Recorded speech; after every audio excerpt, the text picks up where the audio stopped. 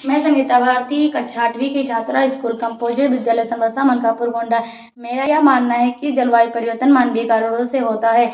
इस पर मैं अपनी बात रखूंगी। मैं शिखा मौर्य, कक्षा 8वीं की छात्रा, कंपोजिट विद्यालय समरसा मनकापुर गोंडा। मेरा यह मानना है कि जलवायु परिवर्तन मानवीय कारणों से नहीं हो रहा है, बल्कि प्राकृतिक कारणों से हो रहा है। मैं इस पर अपनी बात रखूंगी। जीवाश्म ईंधन का जलना। जीवाश्म ईंधन जैसे कोयला, पेट्रोलियम और प्राकृतिक गैस के जलने से कार्बन डाइऑक्साइड और ग्रीन हाउस गैसें निकलती हैं, जो जलवायु परिवर्तन को बढ़ावा देती हैं। सौर विकिरण में परिवर्तन। सूर्य की ऊर्जा में परिवर्तन जलवायु को प्रभावित करती है, जैसे कि सौर चक्रों में बदलाव।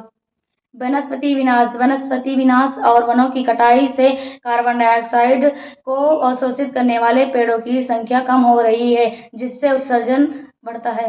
ज्वालामुखी विस्फोट। ज्वालामुखी विस्फोट से वायुमंडल में राख और गैसें निकलती हैं, जो सूर्य की किरणों को अवशोषित या प्रतिबिंबित करती हैं और जलवायु को प्रभावित करती हैं। उद्योगों से उत्सर्जन। उद्योगों से निकलने वाले प्रदूषकों और ग्रीन हाउस गैसों का उत्सर्जन जलवायु परिवर्तन को बढ़ावा देता है। महासागरीय धाराओं में परिवर्तन। महासागरीय धाराओं में परिवर्तन जलवायु को प्रभावित करती हैं, जैसे कि एल नीनो और ला नीना घटनाएं।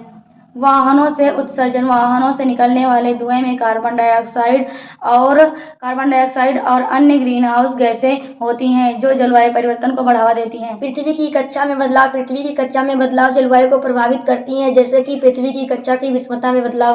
कृषि पद्धतियों। कुछ कृषि पद्धतियों जैसे कि मवेशी पालन और चावल की खेती से मीथेन और नाइट्रस ऑक्साइड जैसी ग्रीन हाउस गैसें निकलती हैं। वायुमंडलीय दबाव में परिवर्तन। वायुमंडलीय दबाव में परिवर्तन जलवायु को प्रभावित करती है, जैसे कि उच्च और निम्न दबाव प्रणालियों में बदलाव। ऊर्जा की खपत।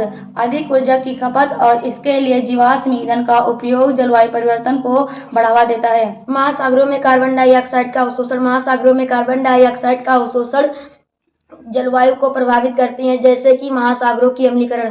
प्लास्टिक का उपयोग और कचरा। प्लास्टिक का उत्पादन और इसके कचरे के निपटान से भी ग्रीन हाउस गैसें निकलती हैं। प्राकृतिक गैस हाइड्रेस। प्राकृतिक गैस हाइड्रेस से पिघलने की मीथेन जैसी गैसें ग्रीन हाउस गैसें निकलती हैं, जो जलवायु को प्रभावित करती हैं। नगरों का विकास और शहरीकरण। शहरीकरण और नगरों के विकास से ऊर्जा की मांग बढ़ती है और इससे जुड़े बुनियादी ढांचे के निर्माण से भी उत्सर्जन होता है।